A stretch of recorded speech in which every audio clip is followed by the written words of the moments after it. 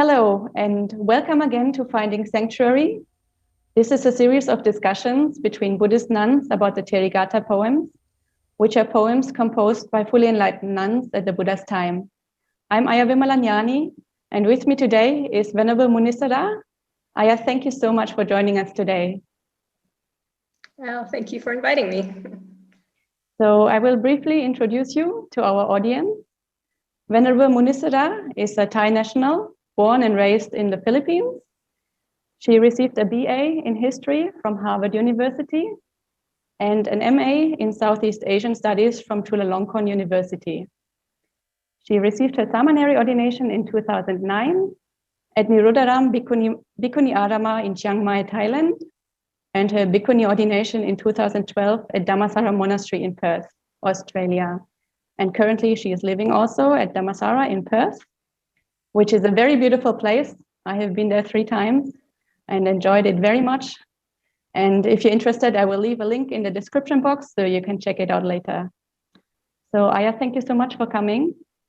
And if you're ready, I think we can dive right into your poem. Okay. I will share my screen so that the viewers can read it. And can you see it now? Yeah, I can see it. Okay, so if you're ready, please go ahead and read out your poem. Well, it is Dantika's poem. Or Dantika's poem, exactly. Okay.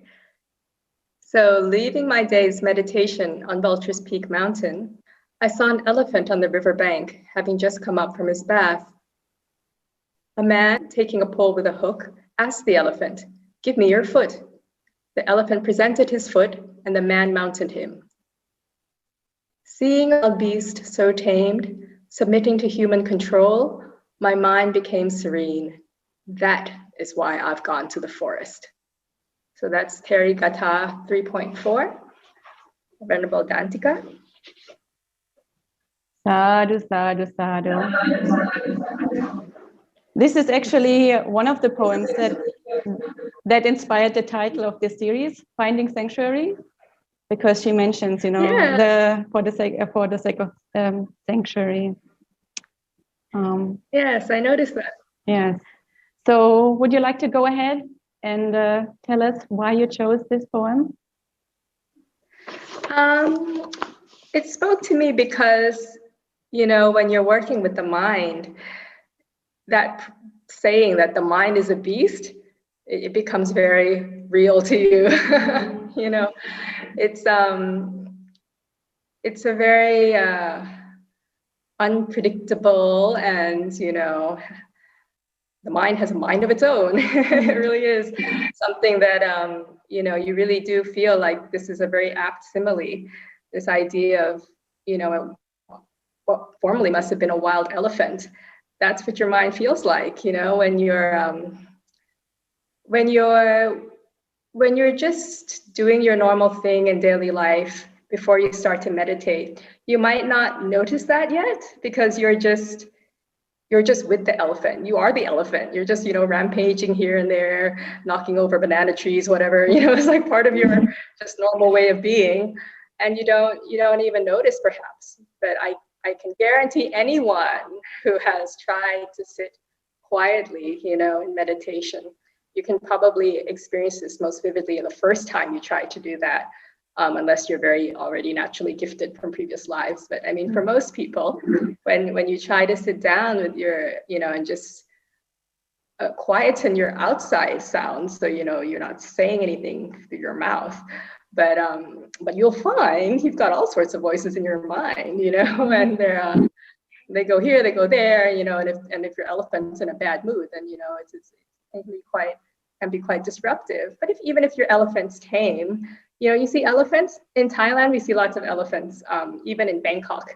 Sometimes you see elephants walking on the roadside, and even when they seem quite placid, they're always twitching, they're like, their ears are like flapping, their tails are moving, they're always like swaying side to side.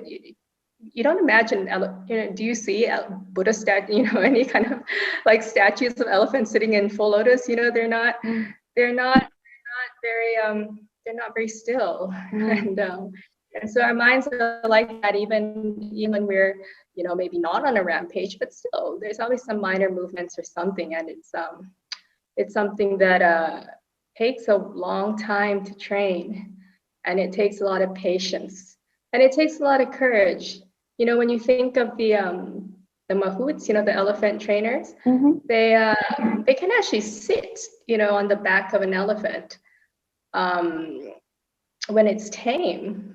But until it is tamed, that's a pretty daring thing to do, because elephant could just throw you off, or just lift you up with its trunk or something. And so sometimes that's what it's like with our mind. When you're first trying to you're like an amateur elephant trainer, and you're trying to befriend your mind and then train it. It takes some guts, it takes some courage. And this doesn't at first seem obvious, only over time, as a practice over the years, I appreciate more this aspect of courage, because at first you just think it's a matter of learning some skills, how do you deal with your elephant mind? You just have to learn some skills, but actually it's more than that. And it takes courage for us to be able to even approach your mind when it is still wild and not yet tamed, to actually befriend this huge creature who can do so much damage if it felt like it. Even an elephant, when in Thailand they have these elephant farms, where for tourists and everything, the elephants are safe, they're tamed.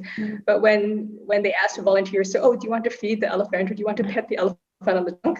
Most people are like, no thanks. You don't really want to go near this giant creature, even though, logically, it's probably okay. But there is some element of fear, because it's still this beast, this animal. And so the mind is the same. And even though in these verses it doesn't actually talk about that step, you already see the elephant that is tamed. We don't see the scenes where the elephant is still not tamed. I think a really important step before you even try to train it, to teach it tricks here, grab this banana or whatever, before you even teach it tricks, you have to befriend the animal first before you even try to tame it or train it. And this is something I've learned, slowly over the years, that actually we skip this step of befriending our minds and really just getting to know it, before we attempt to teach it these tricks in deep meditation or whatever.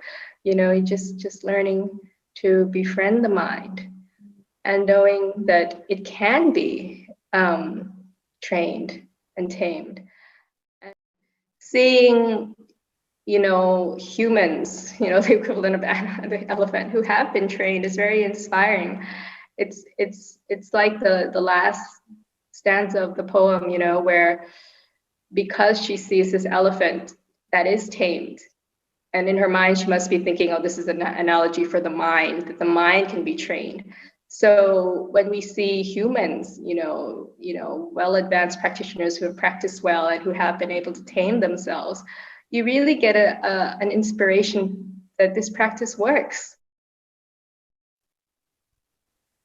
Yeah, well, I guess, that's what was inspiring about this, or what made this poem stand out to me, was this encouragement, that the mind can be tamed, and that is why we've taken up this training. The last line about, that is why I've gone to the forest. Yeah. Because sometimes, you can monastic life, like any kind of life, there's a lot of humdrum, day-to-day stuff you've got to do to keep the monastery going, or to, just, tasks that need to be done and that kind of thing. And it's good to always bear in mind, though, what the ultimate purpose of all of this is. And it is to train the mind and to use all of our activities, you know, even the ones that seem quite insignificant or mundane, that they can be used to serve the taming of the mind, to think of how we can keep working on this grander project, this ultimate goal of the mind. And this is something that it takes a clarity of one's purpose to be able to keep this in mind, even amidst, you know, the most, oh, you know how it is. You know, you can be talking about the most like seemingly, you know, unlofty topics, like, oh, where should we put the chairs, or, you know, this kind of thing, you know, and we can forget that. But yeah, I mean, I guess while we're debating about where should the chairs go, we can think of what skillful qualities we can develop in our minds as we do that, and to keep, you know, our elephant is with us all the time. Our elephant is by our side all the time. It's always there to be trained and to be tamed. And there are times, you know, when you feel, when you say, give me your foot, it does give you its foot, you know. Over time, when you start seeing your practice, you know, bearing some results, maybe not all the time, you know, but there are times when you do feel like, oh, you know, I'm having a bit more of a handle on my elephant now.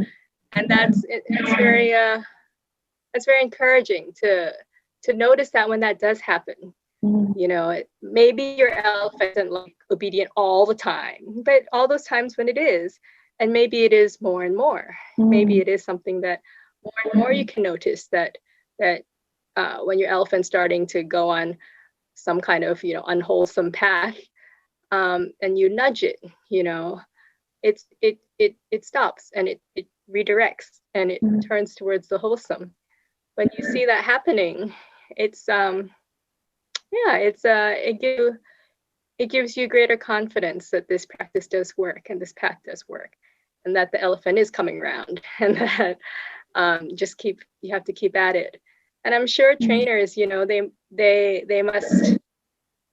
must have good days with their elephant, the days when the elephants are a bit more amenable and whatever, and they think, that's right.